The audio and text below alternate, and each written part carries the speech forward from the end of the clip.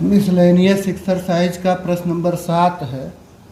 बिंदु 1, 2, 3 से जाने वाली तथा तल r dot i plus 2j minus 5k plus 9 बराबर 0 पर लंबवत रेखा का सदिश समीकरण ज्ञात।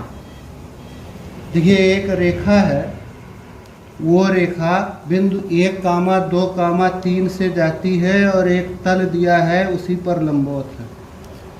देखिए, तल का समीकरण अगर हम लोग लिखें, तल का समीकरण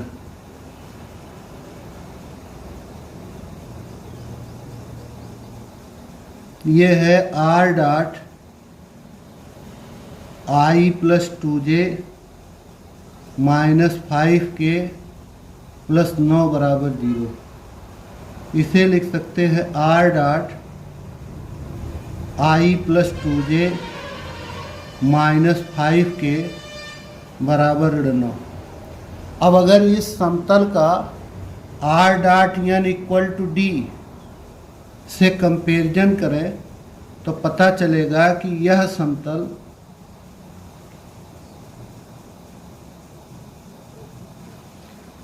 सदिश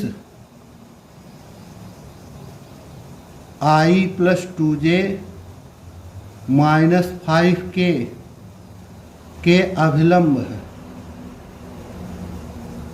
अभिलंबवत है।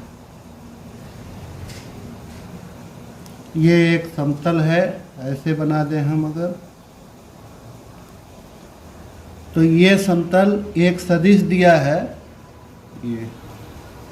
ये माइनस डी हो गया इधर, तो इस तरफ हम बना सकते हैं इसको,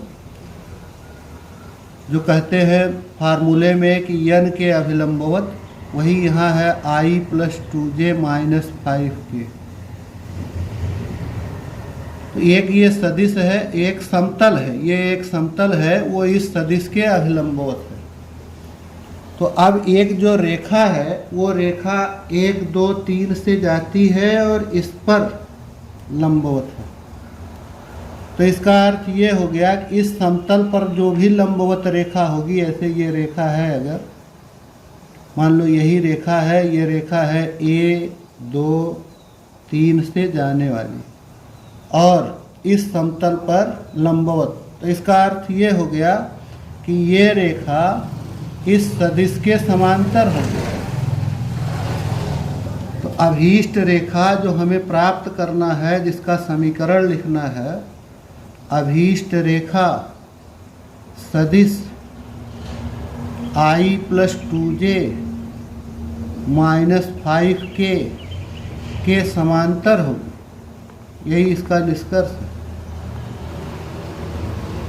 तो अब हम लोग सूत्र लगा दें। कौन सा सूत्र? कि बिंदु A से जाने वाली और सदिश B के समांतर रेखा का समीकरण, ये सूत्र है। बिंदु, ऐसे बिंदु जिसका स्थित सदिश A हो तथा ऐसे सदिश जिसका स्थित सदिश B हो के समांतर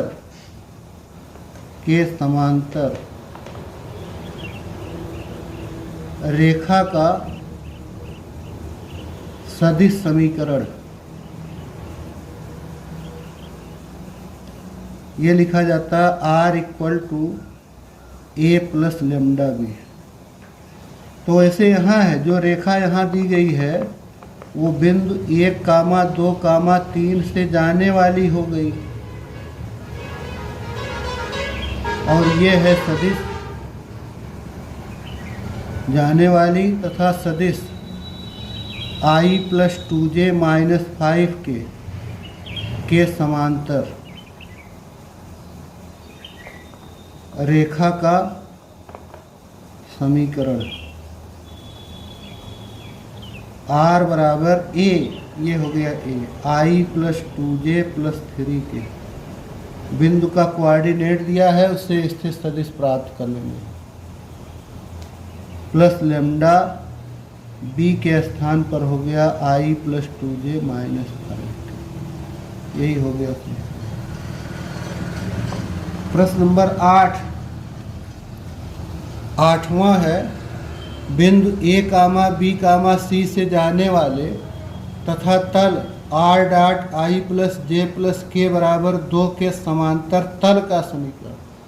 उसमें रेखा का समीकरण चाहिए था, इसमें तल का समीकरण चाहिए। तो जो तल दिया गया है वो इस प्रकार है।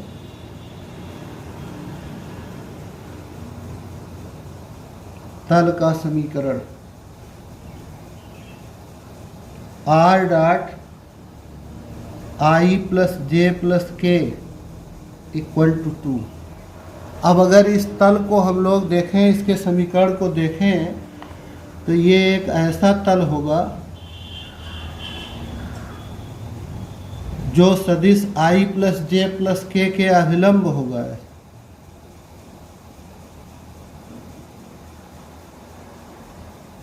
आई प्लस जे प्लस के। अब जो रेखा है, नहीं तल है, एक और तल चाहिए। अब की बार रेखा का समीकरण नहीं निकालना, पुनः एक दूसरा तल है उसका समीकरण निकालना। तो जो तल है जिसका हमें समीकरण ज्ञात करना है वो बिंदु ए बी सी से जाने वाला है और इस तल के समांतर है। एक ऐसा तल है जो इसी के समांतर है, बिल्कुल इसी के पैरेलल। और यह भी पता है कि ये बिंदु ए बी सी से जाता है। तो ये जो सदिश है आई प्लस जे प्लस के, अगर इस तल पर अभिलंब है और ये तल इस तल के समांतर है, तो यही सदिश इस पर भी अभिलंब होगा।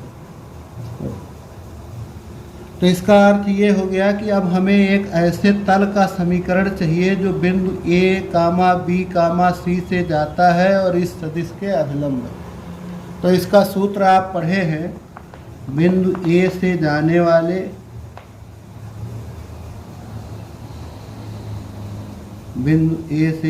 वाले तथा सदिश n पर अभिलंब समतल का समीकरण।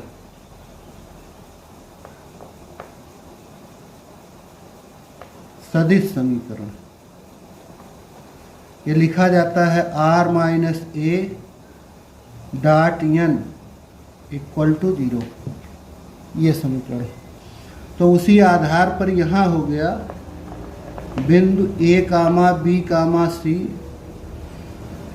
से जाने वाले तथा ये आई प्लस जे प्लस के पर अभिलंब समतल का समीकरण।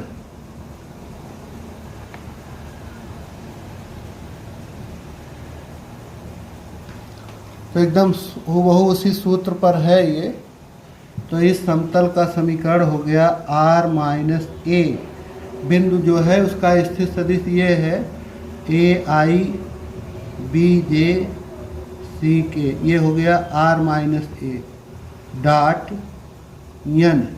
n की जगह पर ये हो गया आई plus j plus k equal to 0। ये तो हो गया समतल का सदिश समीकरण। अगर कार्तीय समीकरण लिखना चाहते हैं तो आपने सीखा है कि ये जो r होता है, चाहे रेखा हो चाहे समतल हो, उस पर एक बिंदु P लेते हैं, उसी का स्थित सदिश होता है। तो कार्तीय समीकरण के लिए इसमें r के स्थान पर x i plus y j plus z के रख देते हैं। तो ये रखेंगे तो यहाँ हो जाएगा एक्स आई plus y j plus z के minus a I plus B J plus C k dot i plus j plus k equal to 0। ये देखिए इनको घटाना है, सजातीय वाले घटेंगे तो ये आ जाएगा x minus a i y minus b j z minus c k dot i plus j plus k equal to 0।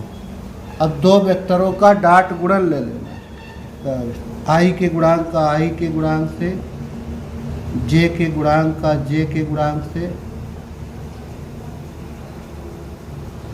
और के गुणांक का के से। ये हो गया x माइनस ए धन y माइनस बी धन z minus c equal to 0। इसे ऐसे लिख सकते पक्षांतर करके, x धन y धन z बराबर a प्लस बी प्लस सी। ये हो गया 8वां। प्रश्न नंबर 9 है, रेखाओं, दो रेखाएं दी गई हैं यहाँ, इनके बीच की न्यूनतम दूरी। ये सीधे फार्मूले पर है। ये दो रेखाओं के बीच की न्यूनतम दूरी। सूत्र है इसका, रेखाओं r बराबर a1 प्लस लेमडा b1 तथा r बराबर a2 प्लस म्यू b2 के बीच न्यूनतम दूरी mod vector b1 cross vector b2 dot vector a2 minus vector a1 अपान mod vector b1 cross vector b2। यहाँ जो रेखाओं के समीकरण, ये विषमतलीय है, इसका जिसका ये हिस्सा अलग अलग होता है वो विषमतलीय होते हैं। अगर ये वाला पार्ट सेम होता तो ये दोनों रेखाएं समांतर होती। तो दोनों समांतर रेखाओं के बीच की दूरी निकालने का दूसरा सूत्र है, आपने सीखा है। तो यहाँ रेखाएं हैं, दोनों रेखाओं के समीकरण हैं। एक रेखा का समीकरण है r बराबर 6i plus 2j plus 2k plus lambda i minus 2j plus 2k, और दूसरा है r बराबर minus 4i minus k plus mu 3i minus 2j minus 2k। तो अगर हम कंपेरिजन करें, a1 बराबर हो गया 6i plus 2j plus 2k,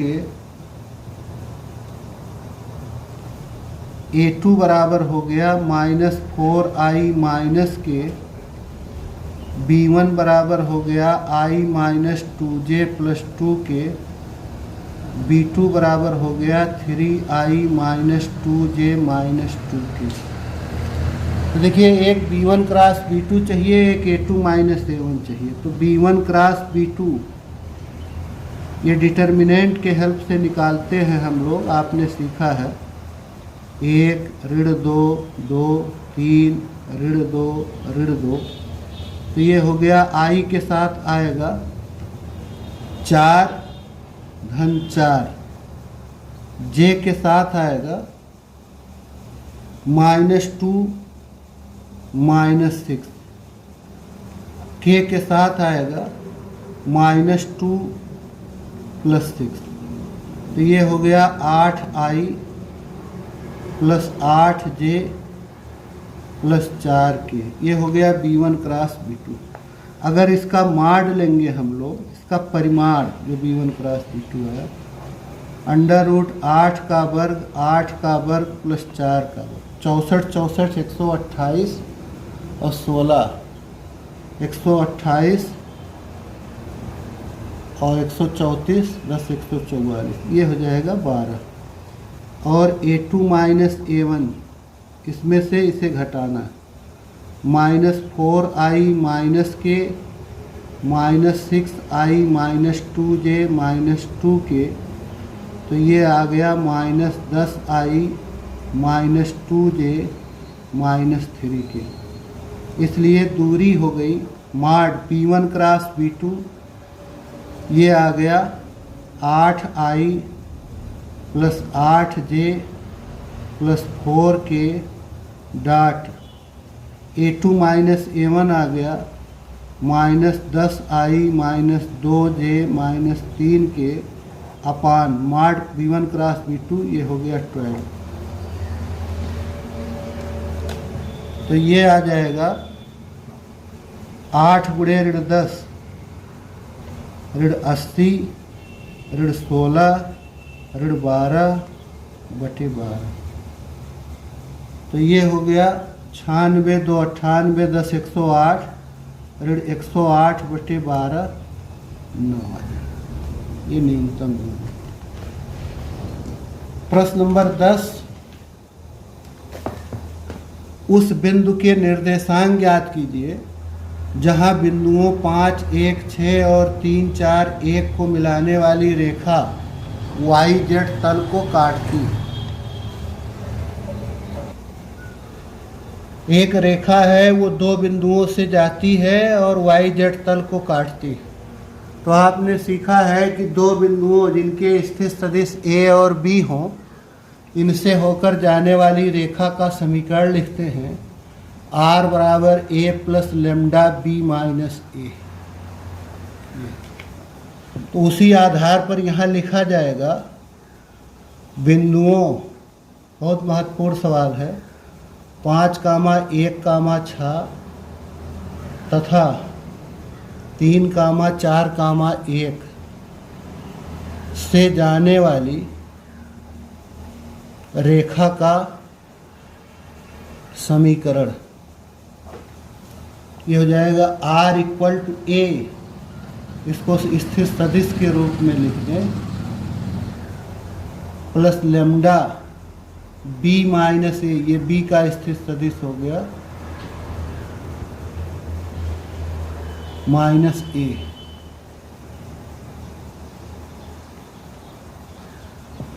या R बराबर हो गया 5i प्लस j प्लस 6 के plus lambda 3i minus 5i minus 2i plus 4j, ये हो गया 3j माइनस 5k। यही रेखा हो गई। अब ये जो रेखा है ये YZ तल को काटती है। अगर हम लोग ये मान लें, माना रेखा YZ तल को बिंदु P पर काटती है, बिंदु P पर काट। अब देखिए बिंदु P कहाँ है? YZ तल पर है। YZ तल में जो भी पॉइंट होते हैं उसमें x कोऑर्डिनेट 0 होगा, XY तल पर जो होगा उसमें Z कोऑर्डिनेट 0 होगा। तो ये बिंदु P का निर्देशांक हम लोग इसी प्रकार मानेंगे।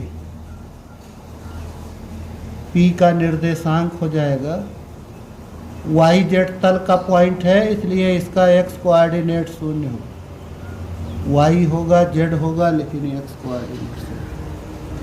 तो बिंदु P का ये निर्देशांक है। अब ये जो रेखा है P बिंदु पर YZ तल को काटती है, इसका अर्थ ये हो गया कि बिंदु P इसी रेखा पर स्थित है। बिंदु P रेखा, इसको मान लो इक्वेशन 1 मान लेते हैं। तो बिंदु P रेखा 1 पर स्थित है। इसका अर्थ ये हो गया कि इस बिंदु से इस रेखा का समीकरण संतुष्ट होना चाहिए। ये बिंदु P का अगर स्थिर सदिश लिखेंगे तो 0i plus yj plus zk होगा। इससे ये संतुष्ट होगा, मतलब R के स्थान पर यही रखना है। R के जगह पर हो गया 0i plus yj plus zk। और राइट साइड में देखिए अगर इकट्ठा करके लिखें हम लोग i के गुणांक को j के, तो ये लिखा जाएगा 5 minus 2 lambda i 1 plus 3 lambda j 6 minus 5 lambda k। अब यहाँ देखिए दो सदिश एक दूसरे के इक्वल दिखाए गए। ऐसा तब होगा जब इनके संगत गुणांक समान हो। इधर 5 माइनस 2 है, 2 लैम्डा है, तो ये 0 के बराबर होना। तो इससे हमको मिल जाएगा लैम्डा इक्वल टू 5/2। और ये 1 प्लस 3 लैम्डा ये हो जाएगा y के इक्वल। इसी तरह 6 माइनस 5 लैम्डा ये हो जाएगा z के इक्वल। तो देखिए 1 + 3 लेमडा = y, यहाँ से y बराबर हो गया 1 + 3 लेमडा के स्थान पर 5/2, तो ये हो गया 2 माने 17/2। और यहाँ रखेंगे z बराबर आएगा 6 - 5 लेमडा के स्थान पर 5/2, तो 12 ऋण 25/2 ऋण 13/2। इसलिए जो बिंदु माने थे P का, उसका कोऑर्डिनेट हो गया 0, y, z था, अब हो गया 0, 17/2, ऋण 13/2। ये इसका कोऑर्डिनेट हो गया। अगला सवाल है, उस बिंदु के निर्देशांक ज्ञात कीजिए जहां बिंदुओं 5, 1, 6 और 3, 4, 1 को मिलाने वाली रेखा ZX तल को काटती है। तो सेम पॉइंट है, इन्हीं दोनों बिंदुओं से जाने वाली रेखा चाहिए, लेकिन अब की तल ZX को काटती है। यहाँ ZX यहाँ से चेंजिंग होगा, रेखा ZX तल को बिंदु P पर काटती है, तो जो P का कोऑर्डिनेट होगा, चूँकि तल है ZX, इसलिए y वाला कोऑर्डिनेट 0 होगा, माना जाएगा P का निर्देशांक x, 0, z। तो x, 0, z रेखा 1 पर स्थित होगा, रख करके संतुष्ट करा देंगे। अगला प्रश्न है, प्रश्न नंबर 12 है, उस बिंदु के निर्देशांक ज्ञात कीजिए जहां बिंदुओं 3, ऋण 4, ऋण 5 और 2, ऋण 3, 1 से गुजरने वाली रेखा इस समतल के पार जाती है। इसका अर्थ ये हो गया कि इन दोनों बिंदुओं से जाने वाली रेखा इस समतल को कहाँ काटती है, वो बिंदु चाहिए। तो फिर हम लोग इन दोनों बिंदुओं से होकर जाने वाली रेखा का समीकरण पहले लिखेंगे। बिंदुओं 3, ऋण 4, ऋण 5 और 2, ऋण 3, 1 से गुजरने वाली रेखा का समीकरण, ये समीकरण R = A प्लस A का कोऑर्डिनेट ये हो गया, lambda B minus A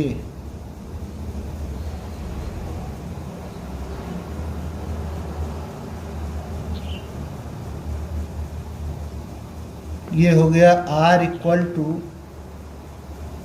3i - 4j - 5k plus lambda, ये हो गया -i + j + 6k। i j j इनको इकट्ठा करके लिख दे तो ये लिखा जाएगा 3 - lambda i -4 + lambda j -5 + 6 lambda k। ये हो गया रेखा का समीकरण जो इन दोनों बिंदुओं से जाती है। मान लीजिए कि यह रेखा, माना रेखा एक, यही रेखा समतल 2x + y + z = 7 को P बिंदु पर पार करती है या P बिंदु पर काटती है। माना P का निर्देशांक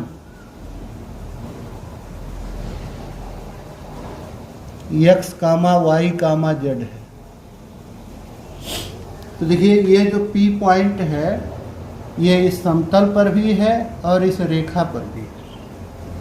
तो इस P पॉइंट से ये समतल भी संतुष्ट होना चाहिए, ये रेखा भी संतुष्ट होनी चाहिए। तो अगर P पॉइंट से इस समतल को संतुष्ट कराएंगे तो यही रहेगा, x के स्थान पर x ही लिखना, y के स्थान पर y ही लिखना है, z के स्थान पर z ही लिखना है। लेकिन अगर हम इस P बिंदु से इसको संतुष्ट कराएंगे तो इस P बिंदु को पहले हम स्थिर सदिश के रूप में लिख देंगे xi plus y j plus z के, इस तरह से। तो बिंदु P रेखा 1 पर स्थित है, इसलिए क्या मिल जाएगा हमें, r के स्थान पर होगा xi plus y j plus z के, इधर हो गया 3 minus lambda I minus 4 plus lambda J minus 5 plus 6 lambda के।